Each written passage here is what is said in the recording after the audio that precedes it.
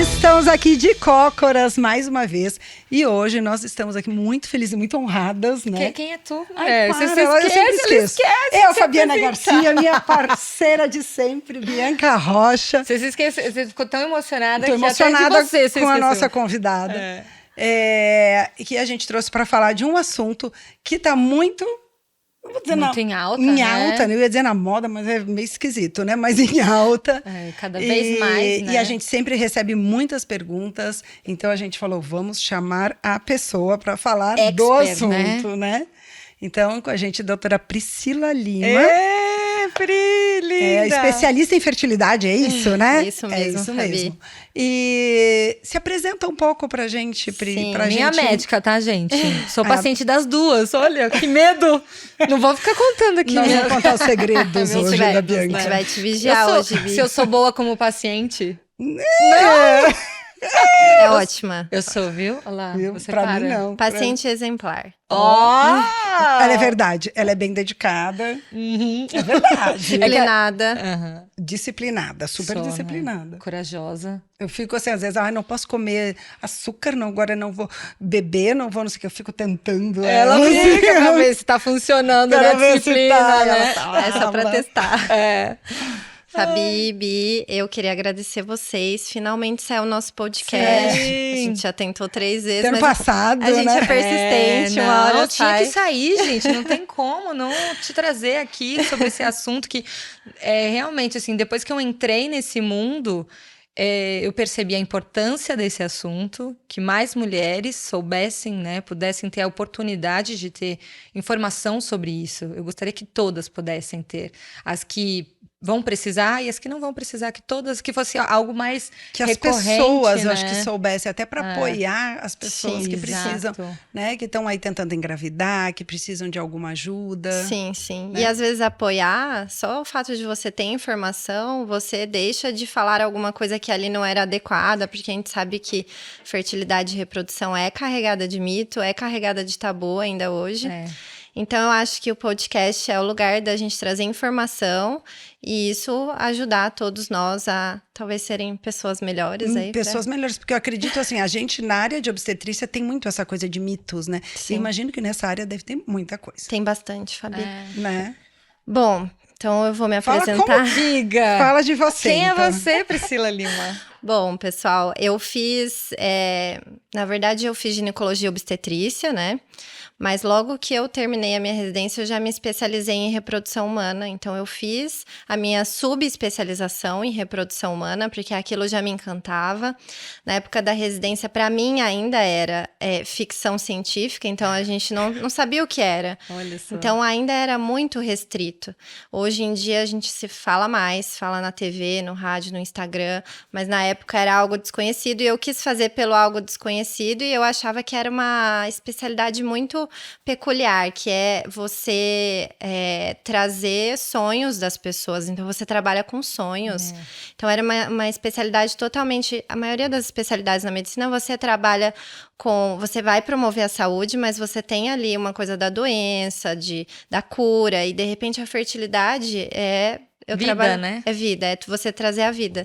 Então, eu fiz minha subespecialização aqui em São Paulo. Fiquei um tempo, como eu estava comentando, Fabi, na Espanha, onde tem o maior serviço de reprodução humana do mundo. Onde é? Que é em Valência, lá na Espanha. Realmente, eles são referência no mundo. E eu fui para lá para ver e para expandir mais aí o olhar e fiquei encantada. Então, hoje, eu trabalho com reprodução humana desde, né, as pessoas que estão planejando uma gravidez no futuro, que é através do congelamento de óvulos, seja as pessoas que estão realmente fazendo fertilização in vitro.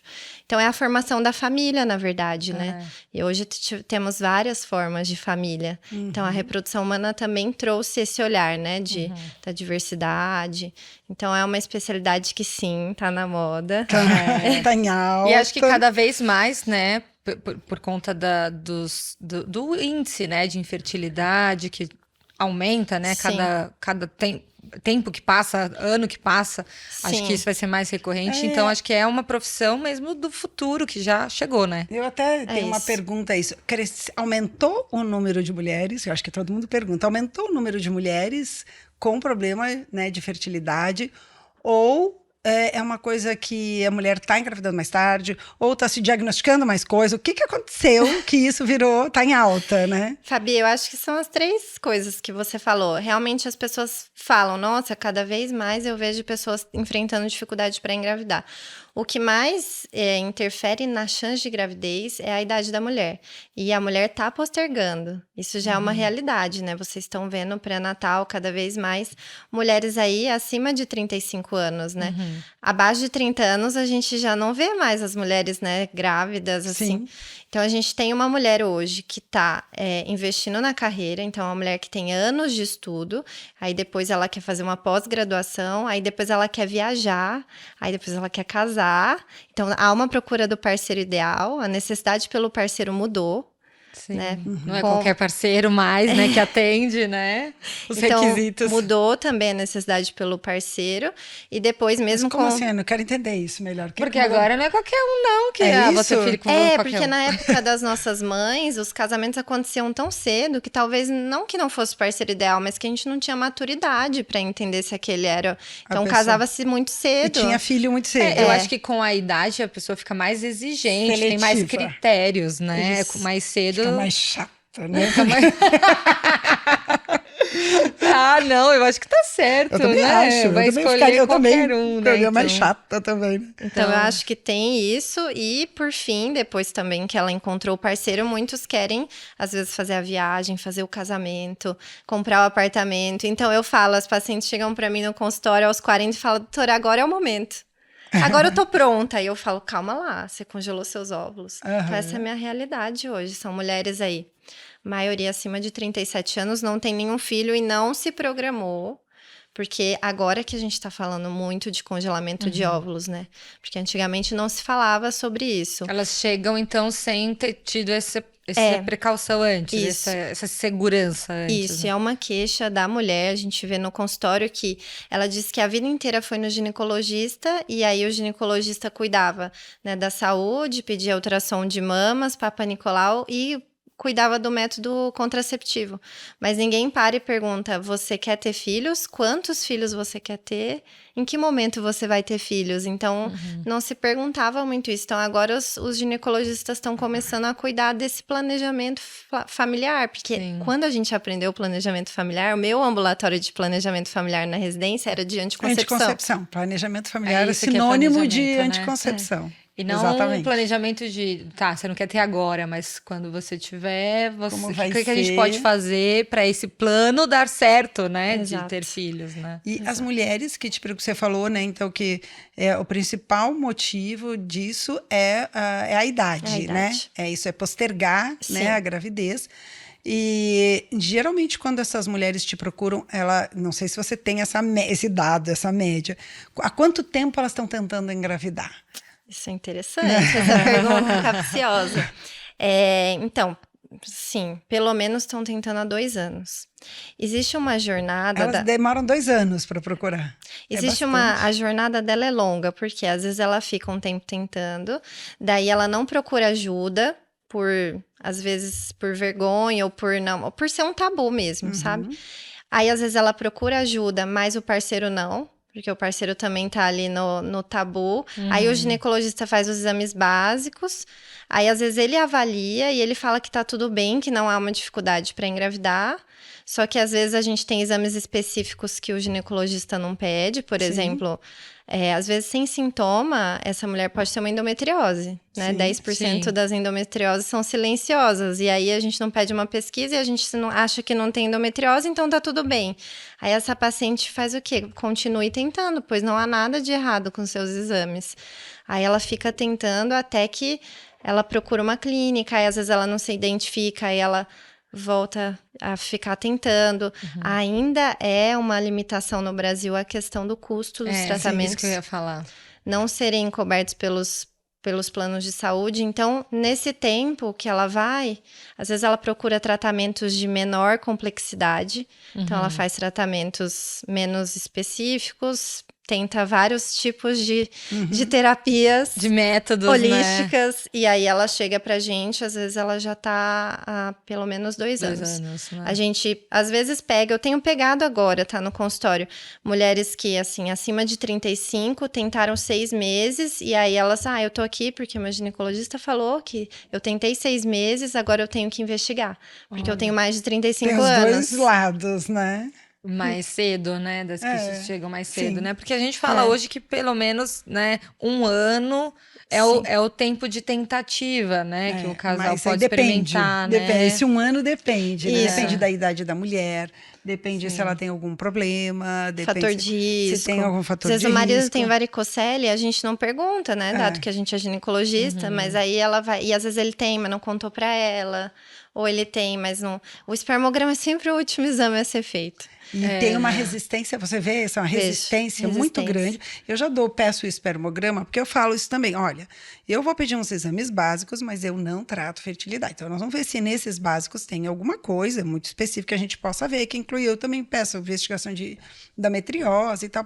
E se não tiver, aí tem o próximo passo.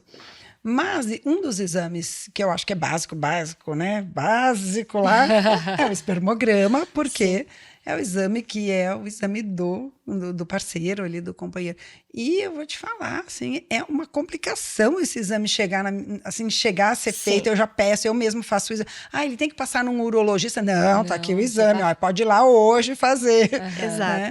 E tem uma resistência também cultural, né? Os homens cultural, praticamente né? não procuram médico, né? Ficam quanto tempo sem ir ao médico fazer os exames básicos? Sim, né? Então, ainda mais para ver isso, né? Se tá tudo bem com a fertilidade deles ou não, quanto isso mexe, né? E qual que seria a porcentagem aí de dificuldade, né? Para as pessoas saberem de homens e mulheres? Sim, e aproveitando isso. Então, das pessoas que têm dificuldade para engravidar, 40% dos fatores é masculino. 40%? 40%. É bem alto. Aí 40% é masculino, 40% é feminino, aí sobra 20%, que às vezes é misto, às vezes é... Então é uma proporção alta, né? Sim, aquela altíssima. história de infertilidade sem causa aparente existe ainda? Existe. Tá. Existe, que é quando a gente faz... Eu falo assim, existe ainda porque eu sou de outra época ainda, né? Mas sabe, isso é interessante, porque a reprodução humana, ela tá evoluindo tanto que às vezes de um mês para o outro a gente tem estudo científico novo que muda a conduta. Mas a infertilidade sem causa aparente, talvez daqui a algum tempo não seja mais sem causa aparente, porque a gente descobriu um exame que ainda não... detectar algo, Exato, né? Então a gente fala sem causa aparente até que a medicina descubra, né? Até prove o contrário. A gente faz todos os exames completos, dos mais específicos possíveis, e a gente encontra todos os resultados normais. Isso é 10% dos casais com infertilidade. E o homem, voltando um pouquinho nesse assunto, ele também tem esse problema da idade? Conforme, né, o avanço da idade, ele tem mais dificuldade também de ser fértil? Os estudos não são tão, assim, conclusivos quanto na mulher, porque a mulher, assim, acima dos 35 anos, há uma queda significativa. Essa idade é mágica mesmo? Ela existe? Os 35 é mágico, né? Chegando em 35, você traz a varinha. A queda da fertilidade na mulher começa, na verdade, aos 30. Mas até os 35 a queda é pequena. Mas os 35 em diante, a gente já tem as estatísticas, por exemplo, de taxa de gravidez, de taxa de aborto, de taxa de aneuploidia, que são os embriões alterados cromossomicamente, para quem está escutando, alterações genéticas. Então, isso a gente tem. Para o homem, a gente não tem tão claramente, mas alguns estudos dizem que homens acima dos 45, 50 anos já começam a ter uma queda na qualidade do espermatozoide, um aumento da fragmentação do DNA espermático, que também reflete a qualidade, e que sim, poderia interferir na chance de gravidez. Então, a gente já está começando a ter essa idade, não é tão cravada como na mulher. E é mais tarde, né? Sim, 40, mais tarde, 45. E esse 35 que as mulheres sempre perguntam, né? 35 a cada ano também vai diminuindo, né? Vai diminuindo. É uma coisa assim muito expressiva esse a cada ano? Dos 35 para os 36 não é tão expressivo. Dos 36 para os 37 já começa, mas o 37 em diante é expressivo. É bem expressivo. Isso a gente consegue ter noção, por exemplo, em taxa de sucesso de fertilização in vitro, porque uma mulher abaixo de 35 anos costuma ter uma taxa de sucesso aí de 60%. Abaixo de 35 anos. De 35. 35. O sucesso da FIV. Do sucesso da FIV. De 60%? É. Nossa, é alto, né? Algumas pessoas acham baixo, mas... Nossa, eu acho muito alto. A gente tava falando agora há pouco, né, de porcentagem. Sim, eu acho muito alto. O que a gente tem que lembrar é que 60%, mas a gente tem a taxa de aborto, né? Que é por volta de 15%. Então, nasce 40% dos bebês. Então, o sucesso, quando você fala, não é um bebê já. O sucesso é a engravidar, implantação, de engravidar. Isso, a taxa de gravidez, na verdade. Sim. A taxa de sucesso, sim, é a taxa de bebê no colo, né? No bebê no colo. Daí é 40%, porque a gente tem que descontar aí as taxas de aborto. E aí, depois disso, por exemplo, 38 anos, essa taxa já cai para 30%, 40 anos, 20%, 42, 10%. Então, você vai vendo uma queda significativa. Sim. Então, e depende também da questão do congelamento, né, Pri? Pode ser que, se ela fez esse congelamento mais cedo, sim, aumenta essa chance, eu acho que tá falando de mulher que não congelou, que não né? congelou. As mulheres que não congelaram, que vão tratar. Aí, quando congelou, aí a chance dela é da idade que ela congelou. Então, por exemplo, eu tenho 40 anos, congelei meus óvulos aos 35. A minha chance de gravidez é igual da moça de 35. Se eu usar os óvulos congelados. Mas não muda o teu endométrio, a resposta à medicação, de estímulo? Dificilmente. Dificilmente. Isso que bom, né? Isso é ótimo, uma Isso boa é bom, notícia, né? Sim. Uma boa notícia. E a pergunta, quando tem que congelar óvulos? Essa é uma pergunta que a gente sempre recebe também. Ou toda mulher tem que fazer essa avaliação, né? Todo de mundo reserva tem ovariana, quando eu tenho que fazer? Porque agora também, outra coisa que é moda, assim, vai fazer exames de rotina ginecológica, a pessoa quer fazer avaliação de reserva ovariana. Exato. Quando é indicado fazer isso? A reserva ovariana ou o congelamento de óvulos? A reserva. Primeiro ver, assim, como é que ela tá. Mulheres que não têm 35 anos, estão ali 30 anos, mas 31, 32, mas assim, não sei se eu quero engravidar, e não tenho tudo isso, eu não me formei, não viajei, não arrumei o príncipe encantado. Só tem sapo. Só tem sapo. Então, quando que a gente se preocupa, assim, né, e com isso? Quando que a mulher tem que pensar, não, eu já tô nessa idade, eu quero me prevenir? Ela deveria pensar nisso na faixa de entre 30 e 35, porque abaixo de 35 são os melhores resultados. Então, assim, se ela fez 30 anos e ela sabe que ela só vai engravidar daqui 4 anos e ela quer ter 3 filhos... Então, o primeiro vai ser com 34, o segundo aí com 37, o terceiro com... Então, ela já tem um planejamento dela. Poxa, eu quero ter 3 filhos, o primeiro vai começar com 35. Talvez valha a pena congelar, às vezes pensando no segundo ou no terceiro filho. Então, essa mulher tem esse plano. Às vezes, a gente pega a paciente e fala, não sei se eu quero ser mãe. Eu tenho bastante dúvida, eu acho que eu não quero, mas eu tenho medo de me arrepender. De querer. Eu acho que eu vejo mais essa história do que a mulher que tá planejadinha, assim. Exato, então eu vou fazer, eu sei que eu vou fazer. Então, quanto antes, melhor, porque aí a gente vai pegar a qualidade daquele óvulo, né, ali. Mas entre 30 e 35, eu diria que a qualidade é semelhante, entendeu? Só que aí é importante a gente ver se essa paciente não tem endometriose, porque aí a reserva dela é mais baixa, então é melhor ela congelar antes. Se ela não tem algum histórico familiar, por exemplo, na minha família, minha mãe entrou na menopausa com 38. Sim. Então, ela tem um marcador, talvez a reserva ovariana dela seja menor do que a média. Sim. E não que ela vá ter dificuldade, às vezes ela nunca vai ter dificuldade para engravidar, mas se um dia ela precisar de óvulo, talvez a gente sabe que ela vai ter menos. Então, então essa mulher precisa avaliar também. Então não é uma resposta só, depende de cada mulher. Depende, se já fez cirurgia ovariana, quantos filhos quer ter, quando que vai começar o primeiro filho. Então, fez 30 anos, é interessante ter essa conversa e fazer o exame da reserva ovariana, que é o hormônio antimileriano e um ultrassom para contagem de folículos. Também é importante individualizar se deve fazer, porque tem mulher que faz, mas não quer congelar, então... Vai fazer pra quê, né? Ela tem e às vezes ela fica desesperada. Desesperada. Antimilerianos baixos, e agora? E agora, né? Ou a gente congela... Esse exame antimileriano, gente. Nunca ninguém me bateu nessa meta. vou entrar pro Guinness, eu acho. Eu tenho pacientes que às vezes chegam assim, eu quero fazer rotina, e a minha amiga fez um antimileriano, eu também quero fazer, né? E aí eu sempre pergunto, o que você vai fazer com isso, né? O que a gente vai... porque é um número, né? Sim, é um dado. E é um dado, assim, se vai dar ele ótimo, não quer dizer que se você quer engravidar daqui 3 anos, ele vai estar ótimo e vai estar tudo ótimo. E nem se ele estiver lá... baixo, que daqui a 3 anos você vai engravidar e vai ter dificuldade. Ele não vai te dizer isso. Ele não vai te dizer a sua vida, ele não é uma bola de cristal, eu falo. Não vai te dizer quando você vai entrar na menopausa. Não vai dizer nada. Ele vai te fazer um retrato daquele momento. Mas, e aí, o que você quer fazer? Que eu acho que é mais importante isso que você está falando. Quando você quer engravidar, se você quer, se você não quer, né? Então, eu acho que é isso que a mulher, ela quer tentar com um exame, eu acho que é resolver. Eu acho que muitas que falam sobre esse assunto, a primeira coisa é qual é o exame? E o que esse exame significa? Porque hoje está na moda. Se você não pede antimileriana, é porque você está desatualizado. Hoje tem essa moda.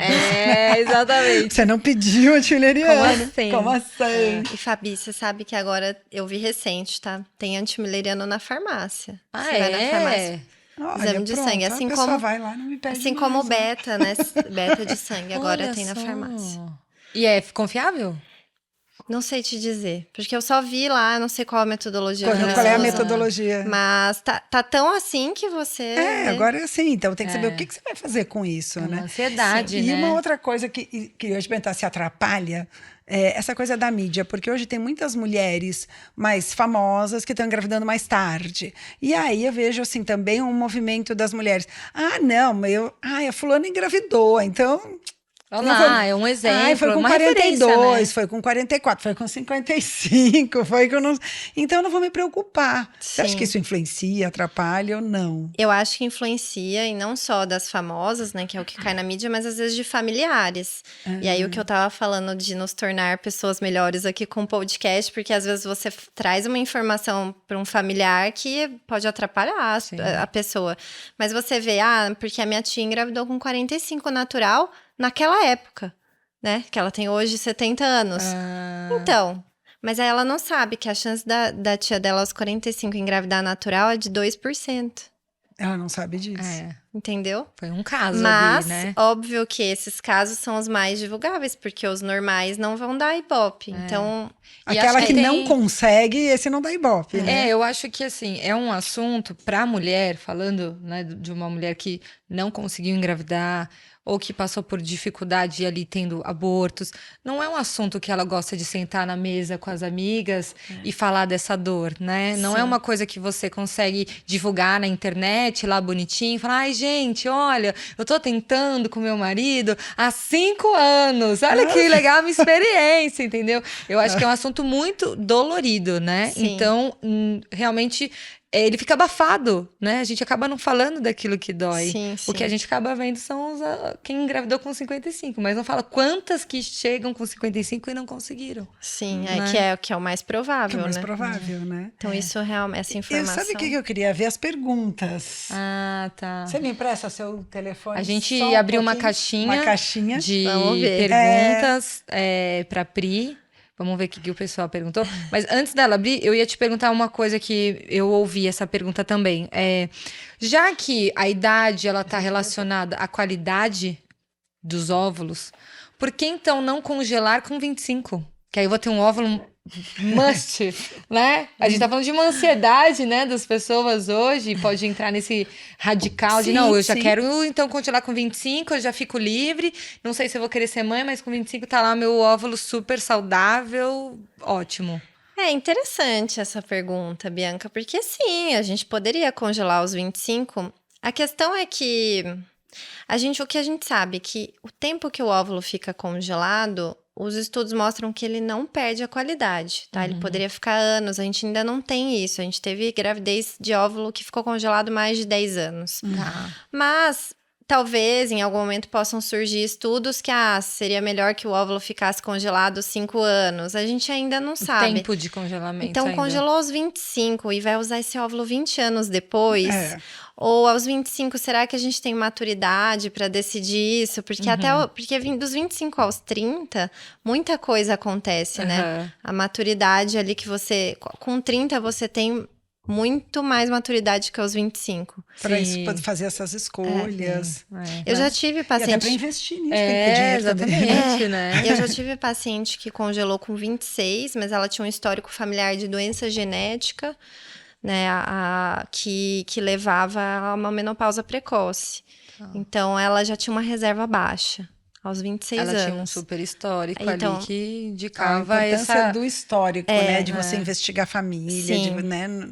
Ficar atenta, né? Às histórias, na ginecológica básica, assim, né? Você ficar atenta e não só, tipo, né? Chegar lá pra sei lá, colher um Papa Nicolau e pronto, já né? Saber, tá tudo ótimo. Muito bem preparada para as perguntas. Sabatina. Ó, minha mãe, falando em menopausa precoce, minha mãe entrou na menopausa precoce com 38 anos, exatamente o que você falou.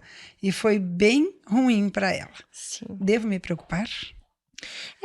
Preocupar não, mas procurar uma avaliação médica para fazer uma investigação, porque pode ser que isso é um marcador muito importante quando a mãe entra na menopausa mais cedo, que a filha também tenha herdado isso. Então é importante ela avaliar, porque hoje pode ser que ela queira engravidar aos 36 e não que ela vá ter dificuldade, porque às vezes a mãe dela engravidou aos 36 e entrou na menopausa aos 38, mas é importante que ela avalie e tome uma decisão assim, orientada, né? Ela não botou a idade dela. Existe alguma idade específica a partir de... Para avaliação? Não tem. Não, qualquer idade. Sim. Depois que menstruou, qualquer idade. Óbvio, vai esperar um pouco, né? O que é interessante, que essas meninas não fazem avaliação antes dos 30, é interessante porque elas sempre estão usando pílula. E essa avaliação não tem como fazer Precisa antes. estar pelo menos 3 meses sem métodos hormonais, como pílula, adesivo, anel. DIU pode. A única que Olha pode. Que importante essa informação. DIU com progesterona pode. Qualquer tipo de DIU não interfere na reserva, né? Porque você, inclusive, para fazer o congelamento de óvulos, não precisa tirar o DIU. Muito bem. Isso boa, você não sabia. Gente. Olha só. O processo de coleta acelera o esgotamento ovariano? Ótima pergunta. Essa pergunta também já recebi muito. Não acelera, porque o que a gente faz quando a gente congela os óvulos?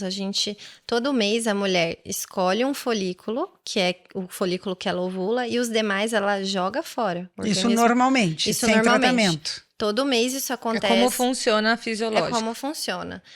Mas eu tomo pílula, então eu não ovulo, eu economizo meus óvulos. Não. Você continua jogando fora. Enfim, quando eu faço um estímulo ovariano para congelar os óvulos, eu estimulo os folículos que ela jogaria fora. Então, naquele mês, eu só aproveitei os óvulos. Então, eu nem acelero a menopausa.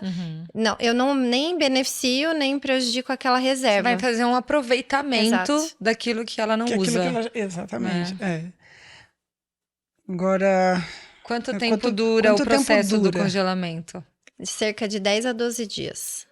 Para fazer o estímulo e a coleta. Exato. Rapidinho. Super rápido.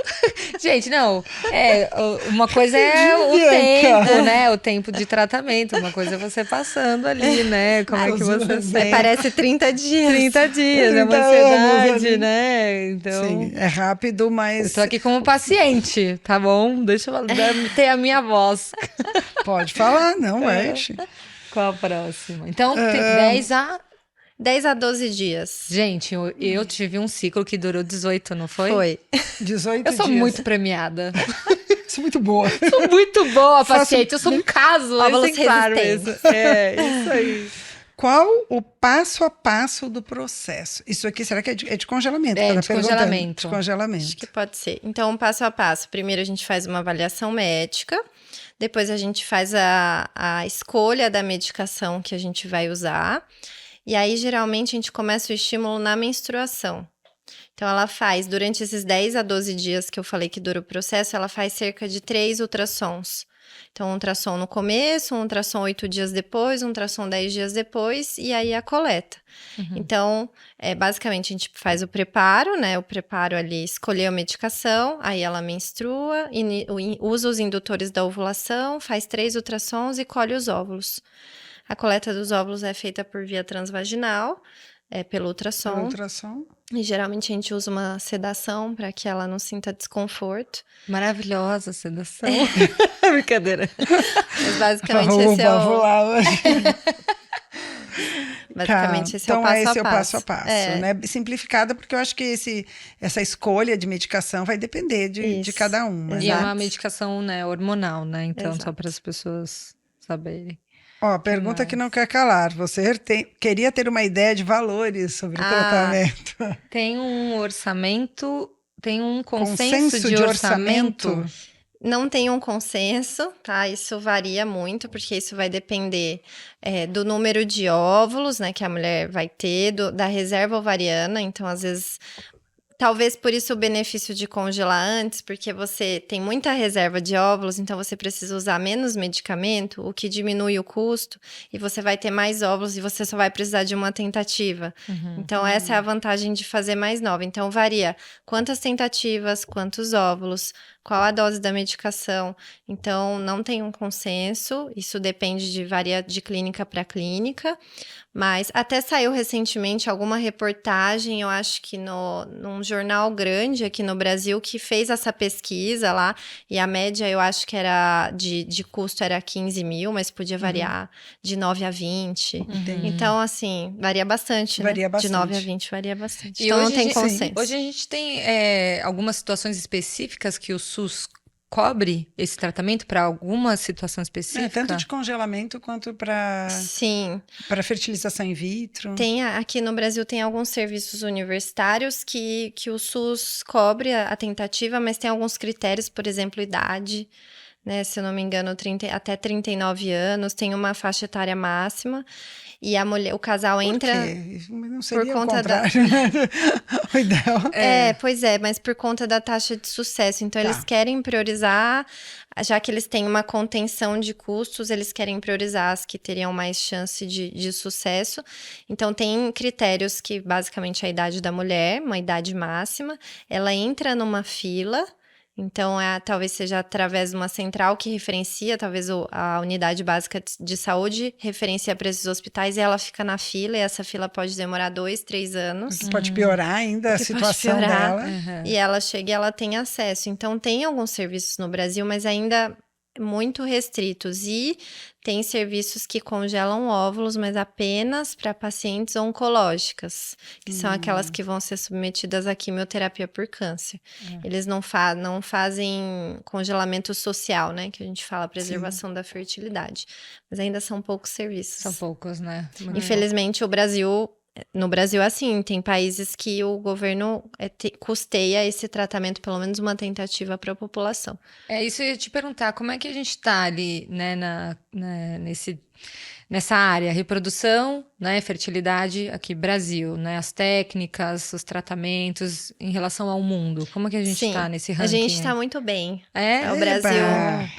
O Brasil é um dos lugares tanto que está começando a ter um turismo médico, né? De alguns, às vezes, principalmente, até brasileiras que moram fora do país, vêm para o Brasil para fazer o tratamento. Então, o Brasil, sim, o Brasil tem muito a crescer, a gente ainda tem uma limitação da renda da população, mas para vocês terem uma noção, na Espanha, 9% dos bebês nascem de FIV. 9%? Aqui no Brasil é 0,5%. Olha só. Mas por algum motivo específico, mas por elas poderem pagar. Isso. Ou se elas, eu não sei se isso é custeado lá, como é. Sim, lá é custeado, tem uma tentativa custeada. Eu acho que isso é um grande limitante. Tem aspectos culturais também, né? Mas enfim, o Brasil está bem sim quanto à tecnologia. A gente tem uma medicina muito diferenciada e muito elogiada.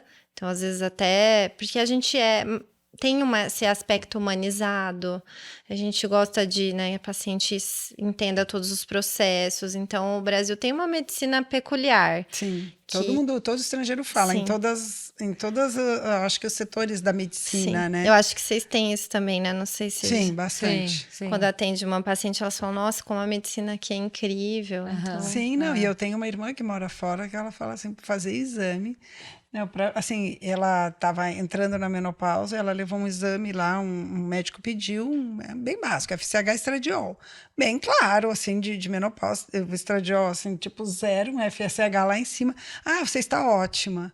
Eu falei, não, mas ele não olhou. Eu falei para ela, não pode, ele não viu. Não, ele falou que eu tô ótima. Ele não sei se ele não viu, se ele, né? Sim. Então, eu achei aquilo assim, e é uma coisa básica do básico, né? Sim. Acho que a humanização no Brasil, ela tá realmente chegando em várias áreas da medicina, né? Sim, não é sim. só... A gente fala muito aqui da Eu humanização acho do que parto, um paciente que está mais exigente, ele quer saber o que está acontecendo realmente, ele está mais consciente, ele tem mais informação, não adianta você ficar enganando a pessoa, né? Então a pessoa tem mais acesso à informação, né? E você tem que olhar para a pessoa falando com uma pessoa que está entendendo do que está acontecendo com ela, sim, né? Sim, acho que esse acesso à informação, o Google, né, o Dr. Google, O Dr. Google muda trouxe tudo. isso, a gente tem que se adaptar. E em tecnologia, reprodução humana, a gente está muito bem, assim, o Brasil está bem. E vou te falar que a Priscila, eu cheguei no consultório dela, eu já tinha passado por outras avaliações, mas quando eu conheci a Pri, foi uma questão que você se sente tão vulnerável e tão assim, sem saber o que está acontecendo, o que você vai fazer da sua vida, se aquilo é seguro Envolve ou não. outras coisas, né? Não é só a técnica, não é só a qualidade ali do tratamento, mas é alguém que vai pegar na sua mão mesmo. Ela pegou na minha mão todos os dias que eu fui lá e eu senti isso, assim, vamos, eu tô junto com você. Não era só a confiança da capacidade dela técnica. Mas de me dar ânimo, porque é um tratamento que mexe muito, né? O hormônio mexe muito com você. Sim. É uma questão relacionada à maternidade, né? Que mexe profundamente, né? Com uma mulher, com a história dela, ou com que... Né, se ela já chegou ali tentando por muito tempo, ela já tá muito, né? Mexida, então... O quanto isso foi importante, assim, eu poder sentir que você estava assim, de mão dada comigo, e momentos que eu estava assim, acabada de ânimo, sem força nenhuma, ela chegava assim, e aí, Vi, vamos lá ver, que legal! E eu achava tão incrível! Eu achava incrível, porque assim, tem muito aquela questão de, quando a gente tá fazendo, né, o congelamento, da quantidade de óvulos. Você fica ali super assim, eu queria tantos óvulos, muitos óvulos, vamos congelar muitos óvulos. E às vezes eu tinha um ali, 2, e ela olhava para aquele um e falava, olha, eu tô animada!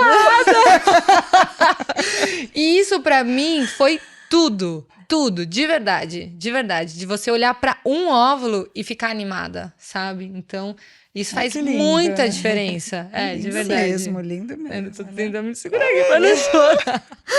Porque esse acolhimento nesse momento que mexe tanto e você tá super mexida pelo tratamento, né? Eu tive muitas resistências emocionais a esse tratamento, muitas, assim. Eu acho que eu cheguei pra Fabi e falei, vou fazer um ciclo só. Eu não vou fazer mais. Eu não quero fazer mais. Né? Então, porque era uma coisa que eu... Acho que eu cheguei assim, eu não tava com esse planejamento na minha vida agora. Eu me senti assim, na urgência de fazer. Não, eu vou fazer por um seguro. Né? Muitas meninas pensam. Uma necessidade. Foi algo que apareceu assim, eu acho que eu tô precisando fazer. Então, emocionalmente, ter um profissional que tá te animando, que tá te dando força, que pega na sua mão, de verdade fala, vamos, vai dar certo. Sim. Fez toda a diferença pra mim, assim, então é uma declaração aqui de muito obrigada, você ser sensacional, de verdade. Eu acho que é o que faz diferença na nossa área, na área de vocês também, às vezes é o que faz a paciente escolher determinada clínica ou médico, é isso, porque você fica realmente vulnerável e a gente trabalha com uma área de incerteza que a gente entrega, né, falamos de 60%, 40% na melhor das hipóteses, a gente entrega um resultado, né, que outras áreas da medicina não podem entregar 40%. Eu não posso entregar 40% de parto bom ou de cirurgia cardíaca bem realizada. Sim. Então tem uma... O resto não foi muito bom. Não foi muito bom. Seu coração tá mais ou menos. Tem uma amiga minha psiquiatra que fala, Priscila, você não pensa em fazer outra coisa da sua vida mais pra frente, porque é muito pesado psicologicamente. Muito. E ela é psiquiatra e atende essas pessoas com dificuldade. Ela fala, você entrega um resultado muito inferior é o que se espera. Eu falei, não, eu quero continuar fazendo isso, porque eu gosto, essa é a arte, né? Essa é a arte. Quando você é a cansar, mágica, você né? chama, porque a gente também vai cansar daqui a pouco. Mas acho que essa é a missão, né? Lidar Sim. com pequenas porcentagens, né? Sim. É difícil mesmo. Com Pra uma mulher que não... esperança, né? né? Você tá pegando ali é uma florzinha, uma sementinha que não sabe se vai brotar. Então, Sim. tem que ter todo cuidado com ela Sim, mesmo. Então... É isso aí, não pare. Não pare, porque as mulheres precisam de você, de verdade. E uma outra coisa que a gente tá, né, com uns 10 minutos aqui finais, queria Estamos perguntar acabando. sobre ovo doação. Ai, Tá. doação. Quase que eu esqueci, Ai, agora não, me podemos veio esquecer. aqui. Alô, ovo doação! Vocês estão sabendo que é do ovo doação, gente? Por favor, vamos falar disso. Então, como que tá a ovo doação? Como que é aqui no Brasil? Que é proibido, não é proibido? Pode, não pode? Quem que Muitas pode pessoas doar? não sabem, né? As regras, né? Eu fiquei há muitos anos atrás, um tempo na Itália, mas eu fui para fazer esteroscopia e tal, e lá eu lembro que na época tinha um serviço lá que era referência em fertilização e tal, e lá elas vendiam. Ah, sim. Elas vendiam. Então, tinham Sim, mulheres vendiam que óvulos, faziam né? indução de 6 em 6 meses e vendiam aqueles óvulos. Então, a vida delas era isso. Elas faziam indução, o resto dos 6 meses elas Sim. tinham dinheiro para Sim. viver. Sim. Então, a cada 6... Então, como que é isso? Existe ainda? Tá. Como que é isso? Então, como que são as regras aqui no Brasil? Então, no Brasil, a mulher que doa óvulo não pode ser remunerada, como, por exemplo, em outros países, Eu nem né? sei se podia lá. Não sei se era uma coisa... Tem país que pode, por exemplo, na Espanha pode. Estados Unidos também pode, né? Tanto que na Espanha tem as universitárias gostam de doar óvulos, né? Mas aqui no Brasil não pode ter uma comercialização de óvulo. Então, a gente tem duas situações aqui no Brasil. Então, quem é que vai doar óvulo, né? Porque a gente tem poucos doadores no Brasil, né? Doadores de sangue, doadores de órgão, imagina de óvulo. Doador espontâneo de óvulo. Exato, de Como chegar que é? lá, eu vim fazer meu ato voluntário. Então, a gente tem 2 perfis de paciente. Uma, essa voluntária, que às vezes aparece e fala, eu sou doadora de sangue, eu sou doadora de medula, então eu vim doar os óvulos. Ela quer também fazer parte, mas confesso que é raro. Raro, né? E a doadora que compartilha uma parte dos óvulos dela. Que ela já está induzindo. Então ela vai fazer, por algum motivo, ou vou congelar meus óvulos, ou vou fazer uma fertilização.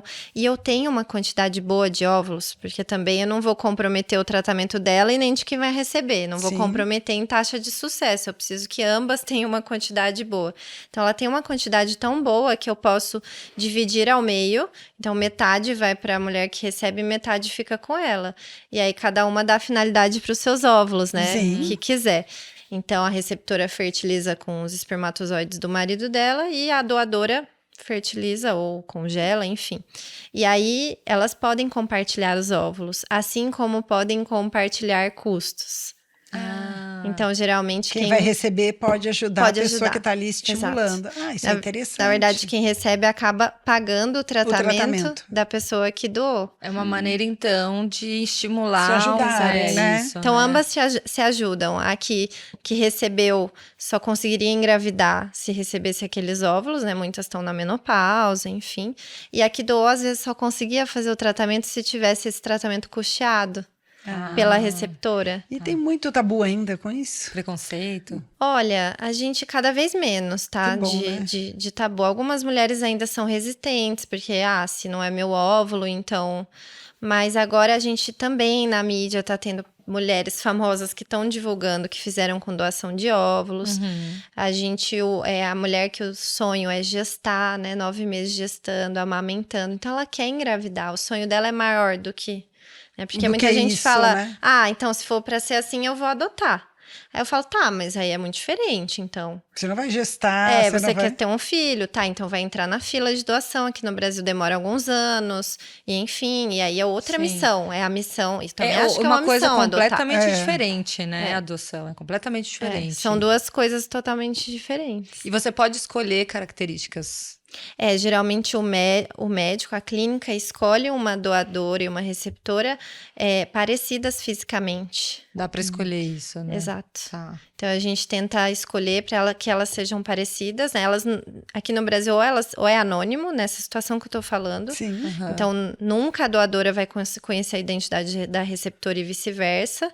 Então, a gente que escolhe tudo, a gente vê as características, obviamente são compatíveis de tipo sanguíneo, enfim, tem todos os critérios, né? A doadora tem que ter toda a triagem sorológica, como se fosse doar sangue, cariótipo, histórico da família doenças também. da família. Então, é um pente fino, muito fino, que às vezes a gente tem menos doadora no Brasil do que receptora, né? Vocês imaginam. Imagino. E recentemente o Conselho Federal de Medicina autorizou doação de óvulos entre parentes. Então, eu quero doar... Bem recente, né? Foi agora. Recente. Minha irmã quer doar óvulos para mim, tudo bem, pode doar. Porque então, também o histórico já...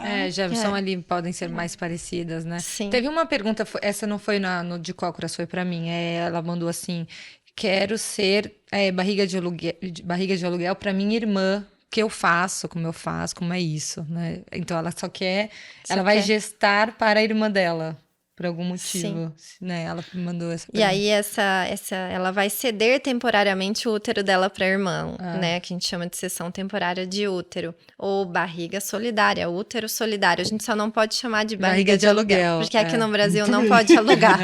Não, mas foi como ela escreveu, gente. Que não pode alugar a barriga. Não pode. Então, ou seja, eu não posso pagar alguém, como em outros países, eu pago alguém e ela fica gestando o meu filho, né? De aluguel mesmo. E esse gestar pode ser o óvulo da própria mulher que está gestando Não. ou da outra? Não pode? Não pode. Isso também é uma regra, ou seja, a cedente temporária de útero não pode ser o óvulo da cedente temporária de útero. Por quê? Porque acho que legalmente depois vira uma briga, pode virar uma briga, né? É porque daí seria o óvulo dela, enfim. O filho dela. É uma regra. Ela vai dar o filho para a irmã. Tô aqui já filosofando sobre isso, porque... Mas se você pode doar óvulo, ela pode pegar né? o óvulo dela, fazer ali a inseminação com o marido dela e voltar para ela, não dá, né? Inclusive, quem não... Eu tô aqui já quebrando. Quem Imagino que vocês quebram a cabeça, né? Eu acho que quem não liga que o óvulo seja dela ou não, ela pode até pular a etapa de congelamento e ir direto para uma ovulação, isso, né? Exato. Já aconteceu, já tive pacientes ali no limiar, 37 para 38, vamos congelar. Não sei. Se um dia eu quiser engravidar, eu uso doação de óvulos. Óvulos doados, não tem problema com isso. A chance é maior com ovo doação de engravidar ou com óvulos congelados? Aí depende da idade que congelou o óvulo. Como as doadoras são muito jovens, a gente usa doadoras bem jovens. Então, geralmente, o tratamento de ovo doação é o tratamento com maior taxa de sucesso no mundo.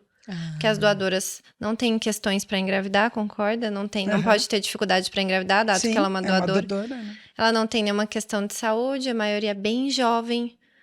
Você tem essa taxa de sucesso ovo doação? Ovo doação geralmente é 60%. Tá, que é equivalente às mulheres abaixo de 35 anos. Por causa da idade. Então, esse é um dado importante, porque às vezes a mulher tá ali anos tentando, congelando, faz... Então, pensar na ovodoação é pensar nessa taxa de sucesso maior do que ela está alcançando, né? Fácil. Se para ela, né, trabalhar essa questão, né? Porque não é qualquer uma que aceita. Precisa trabalhar. Né? Psicólogo, exatamente, né? Emocionalmente, entender como para não sentir menos mãe, menos, né? Sim. Que isso a gente vê. Eu acho que emocionalmente muito, né? Tem que estar assim, para qualquer situação de gravidez, você tem que cuidar, assim, né? Você imagina nessas situações especiais. Sim, exatamente. Muito bem. Ai, tô muito feliz. Gente, tô muito feliz. Eu espero que muitas pessoas Tem alguma coisa que você quer falar, assim, para as mulheres? Tem algum recado? Ou você acha que o recado já foi dado? Olha, Fabi, acho que a gente deu muitos recados hoje, mas acho que o recado mais importante é realmente essa questão da idade. Então, não deixem passar o tempo. Conversem com o ginecologista de vocês, porque eu sei que às vezes a informação não chegou ainda até os ginecologistas, às vezes. Então, converse. Olha, eu tô aqui com entre 30 e 35 anos, eu tenho esse planejamento reprodutivo, eu gostaria de ter acesso a essa informação. Se você não conseguir me dar esse acesso, me dá acesso a um médico que me dê essa informação e ter essa consciência que sim, é muito importante a idade da mulher para fertilidade. Então, esse é o recado principal. Que não deixar, né? Não deixar passar. Não deixar passar. Ou se deixar consciente, sabe? Eu tenho informação e eu quero deixar passar porque eu tô consciente. Eu tô tranquila com essa decisão. Exato. Obrigada, Pri. Muito obrigada mesmo. Obrigada, Te gente. agradeço por ter vindo aqui, né? Ter se disposto a falar sobre esse assunto, né? A estar aberta às perguntas, né? Das eu acho pessoas. que ainda tem mil coisas que dá pra falar desse assunto aí, né? Podcast de 2 horas. De 2 horas, aí a gente parte 1, parte 2, parte 3. a gente pode organizar aí para uma outra conversa. Aí com A gente coisas... nem falou da Cláudia Raia, gente. Pois é, eu pensei nisso, né? Eu deixei ela de lado, mas tudo bem, Uma né? próxima. Ela já tá bem falada, tá lá Isso feliz. aí. Então, Priscila tá jóia. Lima, no de Cócoras. Muito obrigada. Obrigada, pessoal. Até a próxima. Até.